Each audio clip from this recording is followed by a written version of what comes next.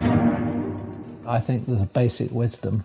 The man and the woman on the Clapham omnibus, they tend to get these judgments right. 4. You can be Daniel Craig. I'm going to be Monica Bellucci, and Richard can be C. 3. Personally, pretty fed up with George Osborne. 2. Be a bit like a government of dogs banning barking, wouldn't it? Absolutely. 1. Halligan and Pearson, if you're looking for things they have in common, they were both useless at University Challenge. We have liftoff. Welcome to episode 2 of Planet Normal, a brand new Telegraph podcast with Allison Pearson. Hello. And me, Liam Halligan. Well, here we are, speeding away from the launch pad for only the second time. Allison and I have barely got our flying wings, but we've been overwhelmed with the response to our first episode. It seems lots of you are sick of gotcha political coverage and the relentlessly negative news cycle. Because after just a single blast-off, thanks to your reviews and rankings, Planet Normal roared to the top of the Apple UK News podcast charts, debuting at number 1. Yes, I'm not quite sure how we managed that. Imagine how much better we'll be once I figure out what a podcast actually is. Much of the credit for the success of that first episode must go to the lovely Alan Johnson, the former Labour Home Secretary turned best-selling writer, who gave Liam such a fantastic interview. What a charming man, full of wisdom. Perfect guest for us. This week, I hope we're going to have as much of a treat. It's my turn to welcome a guest to Planet Normal, a former spy master who I think will astonish you with the revelations he has to disclose. But before that, Alison, another busy news week. The press caravan seems to have moved on from Dominic Cummings. Lockdown is easing slightly. I'm sure you've been peeing in various people's gardens at barbecues, so to speak. Absolutely. And this was the week also when, as you've written in your Telegraph column, you hit a brick wall. What happened? Yeah, I just felt really low on Saturday and Sunday, Liam. I mean, I know I live in a pleasant house with a garden, but I just think it's been over 10 weeks now. There's been a build-up of strain. I think a lot of us feel our resilience is low. I got kind of quite tearful and angry. I'm feeling pretty depressed about the way that the world seems to have turned upside down. Measures of lockdown are easing, but we're not being given our old world back yet. And that does feel really strange. I mean, I read your column and I found it incredibly moving. There's clearly a lot of anguish out there.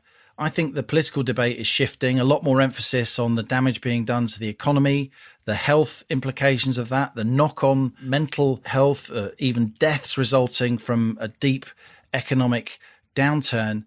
And I know you've got some problems, haven't you, with policies the government's actually following, not least the quarantine rules that they're due to bring in on June the 8th. Well, I think that that's right. There may be a shift, but I think the politicians are staring at the polls still, Liam, and they're saying a huge majority of people don't want the lockdown measures eased. So you can imagine the tension, can't you, between the sort of Rishi Sunak side who's saying we've got to get the economy going, and then the others who are advocating more caution. And today we had Sir Keir Starmer in the Commons accusing Boris of winging it. And Starmer could say, look, we need to ease the lockdown, but they're going on the, if we lose one life, Boris is to blame. So that puts them in a really bad position. And I think it's forcing the government to make these quite erratic decisions. I have a big problem with this quarantine, which Priti Patel defended in the Telegraph, saying we owe it to the lives of everyone who's died to institute this 2-week quarantine starting on Monday. Well, for visitors to the UK. For visitors to the UK. Now, they didn't bother to institute a quarantine, did they, back in February or March, when actually there were other parts of the world which had more infection than us. And now we're facing the, I think, frankly, ludicrous proposition that we'll be stopping people coming in from European countries which have notably less infection than the United Kingdom. So where's the sense in that? You tell me. It does seem like a case of closing the stable door after the horse is bolted to me. I still think there's time, and I still think the government will ease that quarantine, the introduction of the quarantine rules, not least due to protests from the travel industry, the hospitality industry, UK service sector in general. We do seem to be like an outlier just because we've got very combative, often quite venal politics.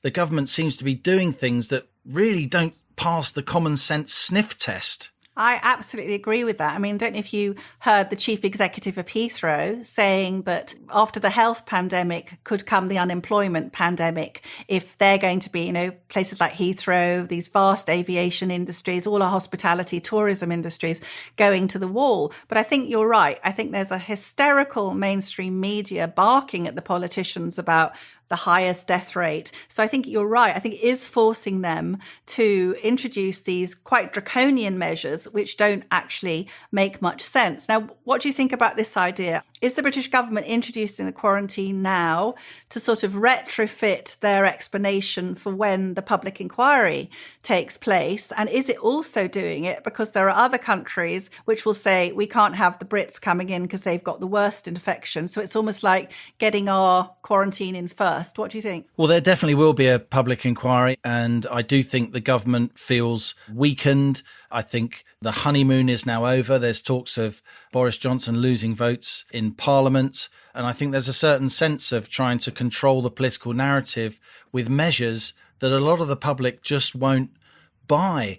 And I wrote in the Telegraph last weekend about unemployment. There was an almost barely noticed speech by a Bank of England official that said that unemployment in this country may already be at 9%. When we were kids back in the early 80s, we got to 1 in 10. Do you remember that UB40 song, Allison? I'm a 1 in 10. Well, we're already at 9% on preliminary data, according to the Bank of England. And that's before furloughing ends. On top of that, we've got another 8 million people on furlough, the newest numbers suggest. And inevitably, with the best will in the world, once that furlough ends, and it's going to be ended on a sort of tapered basis with employers paying more and more as we approach October when the scheme's due to end completely, then that unemployment number will surely go up. I mean, I've been talking to credible economists who are not alarmist in their approach, very, very detailed. And we're discussing unemployment figures of 15 or 20% for a while at least, 1 in 5, really serious. Yeah, I'm much more frightened about that than I am at the virus. I mean, something I wrote about this week is about these scientists. I mean, obviously they're terrific, but are they the people to be coming up with measures for how people live their lives? Because, I've got some scientist friends and, they can barely tie their own shoelaces, bless them. There's a headline in The Sun, Boris bans bonking. And you think, good old Sun. We've come to a pretty bad pass when our famously healthily appetited Prime Minister is accused of not allowing members of the public to have sex. So be a bit like a government of dogs banning barking, wouldn't it? Absolutely. But it's like, you can't go in your paddling pool. I mean, are we allowed to pee in the paddling pool, Liam? I mean, it's all very complicated. Alison, it's lunchtime. Sorry. Well, I actually had a friend who went to the beach at the weekend. She described it as pea tipping instead of fly tipping. It's now pea tipping. But everyone's got to go somewhere. So we're allowed to go out, but all the public loos are shut. Just coming back to this thing. So this week, quite quietly, we're supposed to have a 3-week review of the lockdown. Every 3 weeks we have a review. But quite quietly, Matt Hancock said this week, oh no, it's going to be 28 days now. 4 until weeks. The next 4 weeks. You get the feeling we should be going from 3 weeks to 2 weeks to 1 week as we kind of, ease our way out of the lockdown. But they are extending the review period. So why are they? That seems completely counterfactual to me. Well, I think it's actually really alarming in terms of civil liberties. I mean, they've taken our freedoms. And Matt Hancock said, oh, we're going to now tell you things you can do. And I thought, whoopee-doo. They should be justifying every single day we are losing £2.4 billion. They should be justifying every single day they keep this lockdown going. And something that's really becoming clear now, Liam, is that the rates of the virus in the community are right down. The government says, oh, we've got to keep the R below 1. It's now between 0.6 and 0.9.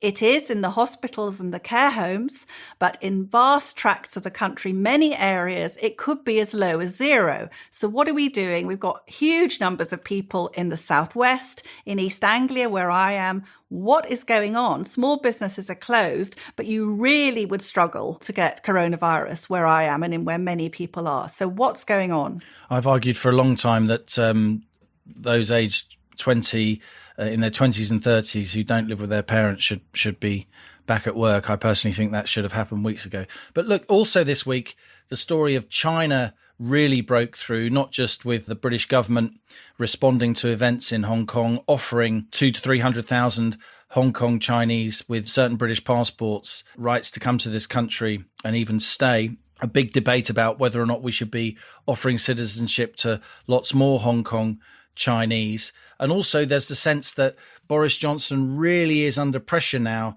to change his decision, allowing Huawei to build Britain's 5G superfast broadband infrastructure. And I believe, Allison, that China was the main subject that you discussed with the latest and only our second Planet Normal guest. Yes, Liam. Well, I decided to get in touch with Sir Richard Dearlove to talk to him about China because I thought there'll be no better person to give us the inside track. People may know, Richard, that from 1999 to 2004, he was the head of British Secret Intelligence, where he was known as C. Our top spy, basically, at MI6. Top spy. M is Judi Dench, C is Richard Dearlove. And okay, I've got it now. I can imagine. As long as I can be Daniel Craig. You can be Daniel Craig. I'm going to be Monica Bellucci and Richard can be C. So I guess people will be thinking, hang on, this is Planet Normal. Why are we having this guy who's such a senior member of the British establishment on? Well, I think what makes Richard one of us, really, is he's so often used his eminent position to give voice to the deepest concerns of ordinary people. During the general election campaign, you may remember, he said that the prospect of Jeremy Corbyn becoming Prime Minister was the stuff of nightmare. I love the fact he pointed out that the Labour leader would fail to pass the security vetting required to gain access to classified information, which would have made his time in number 10 quite interesting. For 38 years, Richard Dearlove was on the front line in the Cold War, often undercover behind the Iron Curtain against the Soviet Empire. And I thought, what an extraordinary man. So I rang him and said, will you come and talk to us? And he said, yeah, he'd be delighted to talk about the threat from another communist regime. Richard, hello. Hello, Allison. Can we begin with Beijing's reaction to the coronavirus pandemic, which it claims started in a wet market in Wuhan in December? We've seen some pretty unpleasant bully boy tactics from Beijing in the past few months. Do you think China's taking advantage of the chaos it unleashed? Well, it's definitely trying to control the narrative. And I think in looking at the leadership's reaction, it has also been, as it were, making the best of the situation for which it was largely responsible for China and Chinese interests, yes. And I think that there is a very strong effort, which is centrally organized, to control, how China is regarded in the aftermath of the pandemic in particular. There's no question it's been massively damaging for China's reputation. The example that we've all seen, which I think is fascinating, is the faked bits of people cheering on their balconies as if they were cheering for China, which they were certainly not. But I think there's a lot more that's going to come out over the course of the next couple of months. President Trump seems pretty determined to hold Beijing to account. He's always calling it the Wuhan flu, isn't he? Do you agree with his approach? Well, one makes oneself rather unpopular to say you agree with President Trump. But I think there's a lot about his China policy that's right, because, we need an explanation from the Chinese as to what happened. We need an international inquiry. And yes, I do, on this issue, agree with Trump's hard line, and I think we should support it. It's okay, we won't hold it against you. No, we don't. I think that one thing that normal people on Planet Normal, I guess, will have found quite shocking is the way the pandemic has revealed how deeply in hock the UK is to China. I mean, we clearly rely on China for PPE, for medicines, for university students. How did you feel in 2015 when George Osborne proclaimed a golden era in which Britain was China's best friend in the West? Personally, pretty fed up with George Osborne. I think he was extremely uncritical in the way that he was willing to embrace the Chinese relationship. But, we all have to recognize that, our economies have become integrated to a strong degree with China's. So there's no way we're going to isolate ourselves from having a relationship with China. But on the other hand, I think we need to approach it with real care and criticism and not put parts of our economy into Chinese hands. I mean, I think there will be a complete reassessment of this situation for the UK and for many other countries in the aftermath of the pandemic. You suggested to me that George Osborne should be ashamed of the approach he'd taken. Is that something you feel? Well, I do, actually. And I mean, I only met him a few times. And in some respects, you know, one admires him as a politician. But I think the problem with young politicians, and when he was in office, he was young, is that they lack experience and they lack depth of knowledge. And I don't think that George Osborne really understood what the leadership of a real Communist Party is like. I mean, I spent most of my career dealing with the issue of communism, the sort of autocratic nature of the way that these parties are run, and their immense disregard for law, for human rights, for all of these areas. And George Osborne just conveniently disregarded all of that. Chinese behavior internationally has, let's say, deteriorated in the last 5 years. I mean, we have seen Xi Jinping create a much more authoritarian and a much more locked down way of ruling China, and a very sort of strong pursuit, a more aggressive pursuit of Chinese interests internationally. So, I mean, there is some excuse for the government in terms of its position back in time, but I think there was a degree of naivety in the way that China was embraced. So back in January, before the pandemic, the UK gave Huawei a significant role in building our 5G network. As we say on Planet Normal, was that bloody stupid or what? Well, the issue of Huawei is complicated, and I mean, I've been very outspoken on not allowing Huawei any role in our 5G. The problem is that British Telecom signed a deal back in 2001, 2002, actually, whilst I was chief, with Huawei. And we became very much involved with this company and entangled with them. So they are present already in our telecom system to a significant degree. But just because they are, given, as it were, the importance of 5G in terms of our national infrastructure, I really think we have to call a halt and step back, despite the problems that causes and the fact that disentangling ourselves from Huawei is going to take several years, but we should still definitely do it. I mean, the fact is, if you understand the nature of Chinese leadership, Chinese intelligence, having China embedded in our 5G is a security problem, a serious one. Can we move on now to a rather explosive topic? So a paper on COVID-19 has just been published by the Quarterly Review of Biophysics Discovery by the Norwegian virologist Børge Sørensen and Professor Gus Dalgleish of St. George's Hospital at the University of London.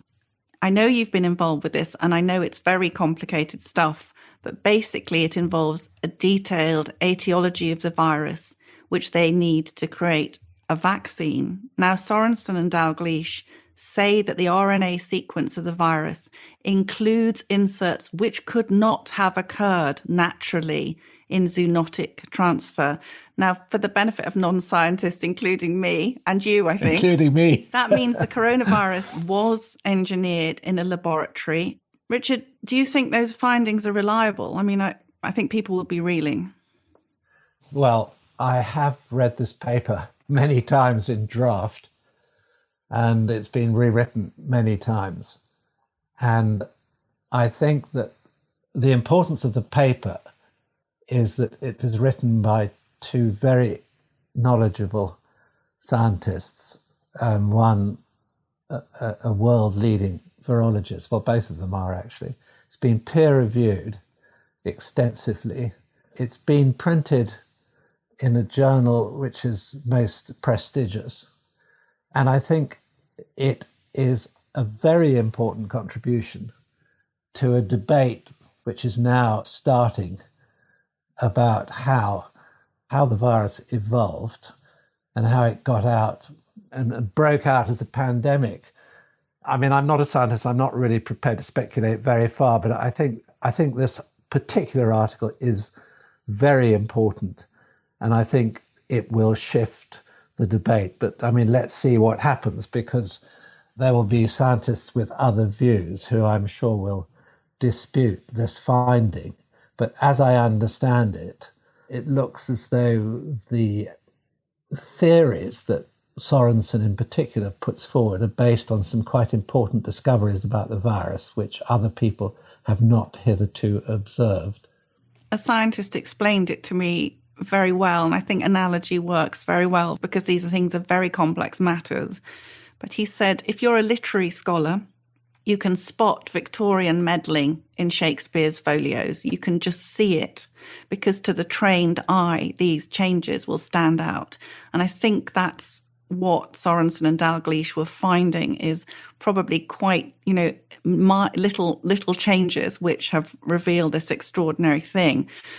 So, Richard, can I ask you, if there are telltale sections of the genome in COVID-19 which reveal that this virus, which, let's face it, has killed tens of thousands of people and caused global economic carnage, if it turns out to be what you described to me as an engineered escapee, what would be the implications for China's position in the world?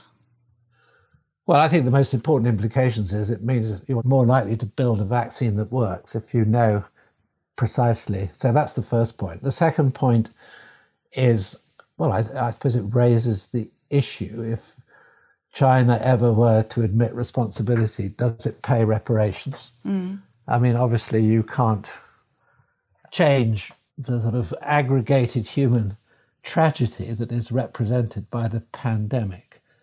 But I think it will make every country in the world rethink how it treats its relationship with China, and how we internationally, or the international community, behave towards the Chinese leadership. And what I'm pleased about is there are many critical voices now amongst our politicians from all parties in terms of how we should manage this relationship. And I'm not saying we shouldn't have a relationship, we have to. On the 21st of May, the White House issued this scathing report, which was attacking Beijing's predatory economic policies, military build-up, disinformation campaigns, human rights violations. And Mike Pompeo, the Secretary of State, said that the media's focus on the current pandemic misses the bigger picture. He said, for several decades, we thought the regime would become more like us. That didn't happen. We greatly underestimated the degree to which Beijing is ideologically and politically hostile to free nations. You're saying the world's waking up to that now, are you? We are waking up to it. Bear in mind that Pompeo previously was head of CIA. And I think the essence of that report is correct. We have to modulate our relationship with the Chinese in the light of the type of regime that it is, and not, as it were, kid ourselves that it's something different and something we should be enthusiastic about. Richard, if you were the head of MI6 now, and you were sitting next to Boris Johnson at a suitably socially distance from Boris Johnson, what would you say to him about what's been this trajectory of ever-increasing dependency on China? What would you say? That we need to go into reverse. It's important that we do not put any of our critical infrastructure in the hands of Chinese interests. So telecommunications, Huawei, our nuclear power stations, and then things that, we require and need in a crisis, like PPE. It's relatively easy to make a list. But as I said, our economy is intertwined with China. I mean, we let China into the World Trade Organization in whenever it was, 2001 or 2002. Okay, maybe that was a mistake to let them in on the terms that we did. They came in on their own terms without any of the critical restraints that operate on the governments of free countries. And we have allowed China so much rope that we are now suffering the consequences, and it's time to pull the rope in and to, as it were, tighten the way that we do business. And I mean, one of the warnings that, I do with a group of colleagues still try and pass the odd message of advice to people in government. And one of the things that we were extremely worried about was that as companies suffered the consequences of the pandemic, the Chinese would go around buying up bits of our infrastructure cheap whilst we were in this situation. I mean, it's very, very important that we keep a key eye on this and do not allow the Chinese to benefit strategically from this situation that has been imposed on all of us. Which brings us to the conspiracy theory, I guess, that an engineered escapee, the virus, could not possibly have been engineered with a view to causing global turmoil, so China could benefit from it, could it? No, I don't. Absolutely. Because, China itself has suffered hugely, and probably more than we realise, because they will have not published the true figures. I do think that this started as an accident. Okay, once it started, there are things about the Chinese behaviour which are completely shocking, but there was nothing deliberate about the origins of it. The research into viruses, well, I won't go into the sort of motives for the research, but the medical motives are quite well understood. But it's a risky business if you make a mistake. Yes.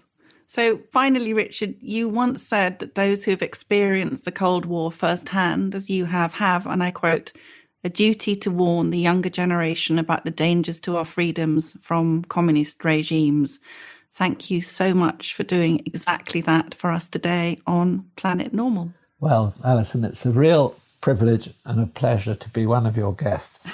I love the concept because I think there are a lot of people out there who really do worry and think hard about these issues, and you don't get necessarily clear statements about what lies behind them. But as we've seen, I suppose, quite often the gut instinct of the man in the street or, the person on the Clapham omnibus is often very good, isn't it, about these things? I think it's excellent. I think there's a basic wisdom. The man and the woman on the Clapham omnibus, they tend to get these judgments right. And so often the commentators do not get them right. So I think you're putting in a wonderful bit of balance here. Go beyond the headlines with the Telegraph's daily coronavirus podcast, a roundup of the latest news on the pandemic from our leading journalists, with analysis on the impact on health, business and travel every weekday evening. Search Coronavirus the Latest on your podcast app.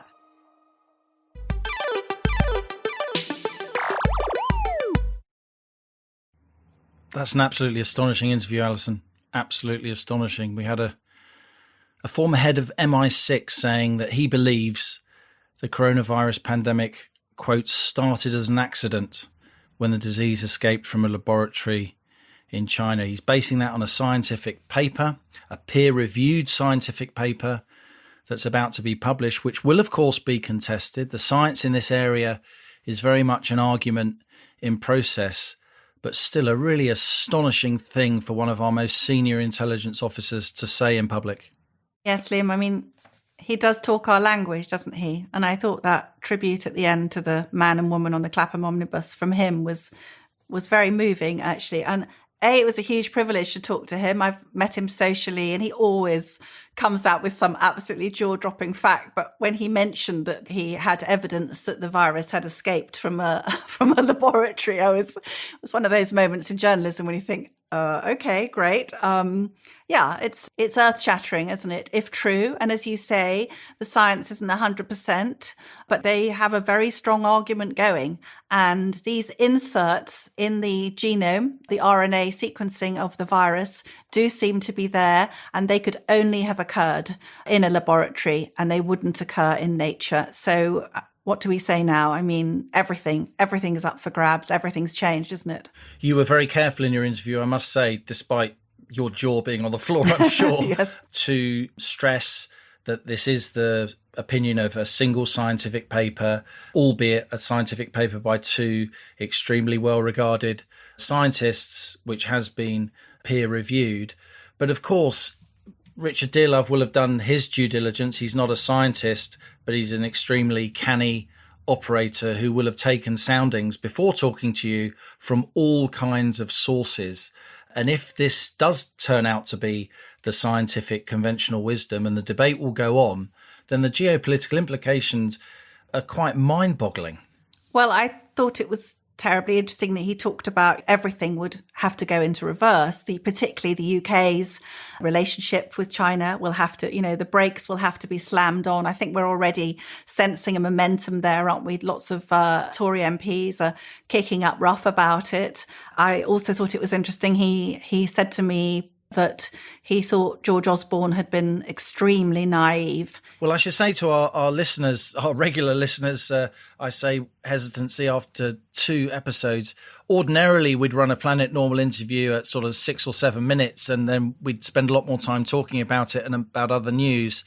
But I think we all felt this was such a huge interview that we needed to run it at length and take up most of the episode with it. I think that was exactly the right decision. And many congratulations to you, Allison. Your longer chat with Richard Dearlove, the unedited version, subscribers will be able to listen to the entire interview at telegraph.co.uk/Planet Normal. I know he also talks about universities. He talks about an overdependence on Chinese students. Absolutely. Again, more amazing stuff. He talks about when I first met him, he was the master of Pembroke College, Cambridge. He's very critical about the university's dependence on Chinese students, many of whom, or some of whom, he claims are working undercover for the regime. Did you know, Liam, I was amazed to discover that the Russell Group Universities has 20% of its students are Chinese. So that means that's our top dozen or so universities, aside from Oxford and Cambridge. Absolutely. Incredible. And as Richard did say, anyone who listens to the full interview, he says that's a great credit to us being this world leader in further education.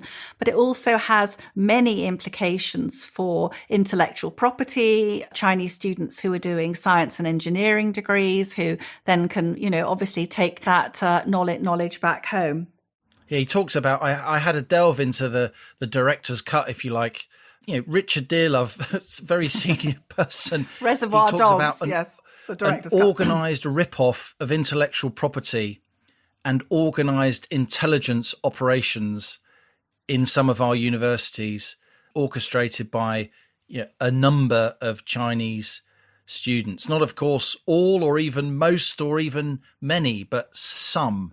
That's the point. Higher education is one of our key export sectors. We've got some of the best universities in the world, and you're proud of that, Allison. I'm extremely proud of that.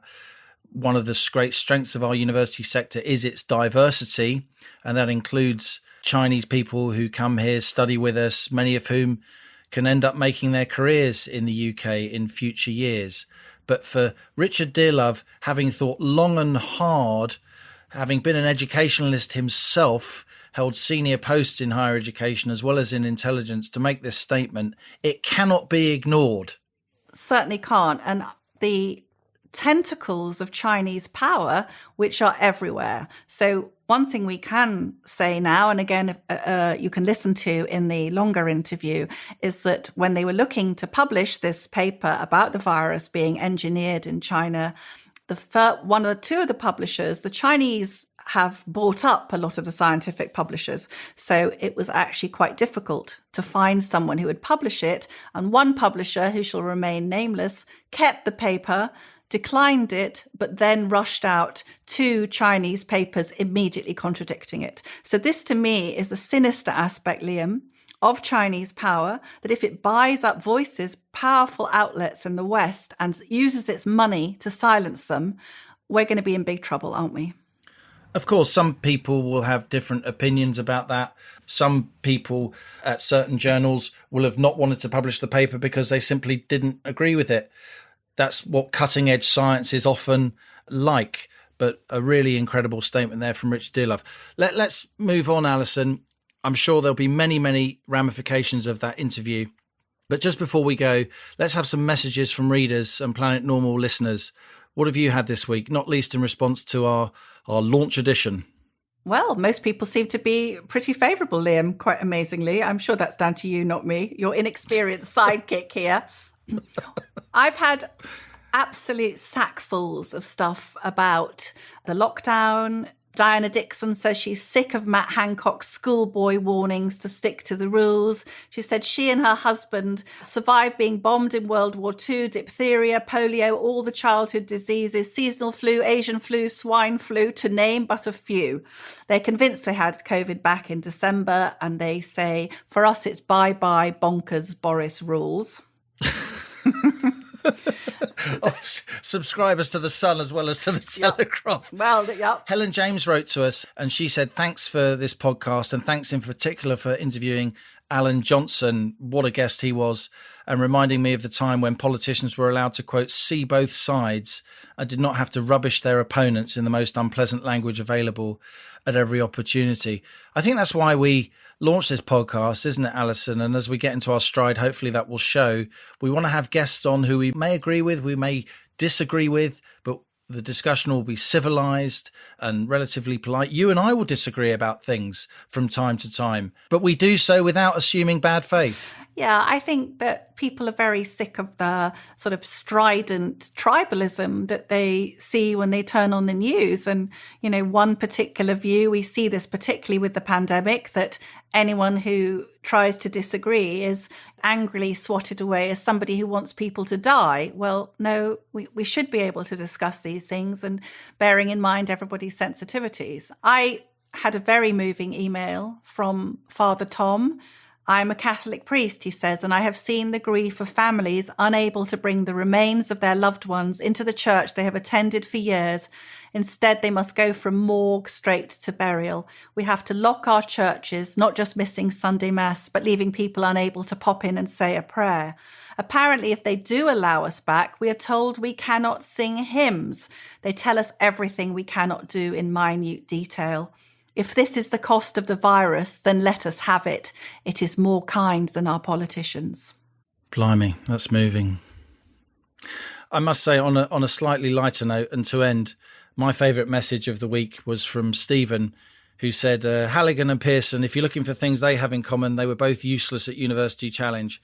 Well, it's a fair comment, Stephen, but it's a lot tougher than it looks, right, Alison? Knowing the answer is one thing, pressing the buzzer first is another. Well, I think, Liam, that, you know, obviously I was pressing the buzzer and it was totally rigged. Chris Collins, for my 60th birthday, my present was to snorkel in January with... You're never 60. No, You're not 60. This is Chris Collins. I am going to be 60 soon. For my 60th birthday, said Chris Collins, my present was to snorkel in January with orcas and humpback whales. The following year, I went paragliding. Last year, we visited active volcanoes. This year, I'm not allowed to do my own risk assessment to visit a pub. That is the voice, Mr. Halligan, of Planet Normal. Open the pubs. I think the pub's going to be the last things to open, aren't they? Sadly, yes. So there you have it, listeners, our second episode of Planet Normal. Do join us next week and every week. And before then, please send us your thoughts on the lockdown, on China, on Sir Richard Dearlove, on anything you like, to planetnormal@telegraph.co.uk. And as we said, subscribers can listen to the full version of Alison's astonishing interview with Sir Richard Dearlove. And if you're not already a subscriber to The Telegraph, you can get the first 30 days free at telegraph.co.uk/normal. And we'll put links in the show's description on your podcast app. If you've enjoyed today's episode, please do write to us. Tell your friends, your mother, even your postman, your milkman, to visit Planet Normal. And please leave us a 5-star rating, even a little review. Be kind, please. We're new to this, on Apple Podcasts. As a new show, it really does help people to find us. Most importantly of all, subscribe to this feed to make sure you don't miss our upcoming episodes. Lots of readers emailed desperately last week saying they couldn't find it, but Louisa, the producer, sorted them out. So don't be shy. Just ask. Some fantastic guests coming up, all ready to join us on Planet Normal, helping us to bring you news and views from beyond the bubble. Who will be next? You'll have to wait until next Thursday to find out. And a final treat from Planet Normal. God, we're spoiling you. If you're listening to this on Thursday, the 4th of June, and you're a subscriber to The Telegraph, Alison and I will be venturing below the line, commenting on the Telegraph website, responding to your views in real time throughout the day.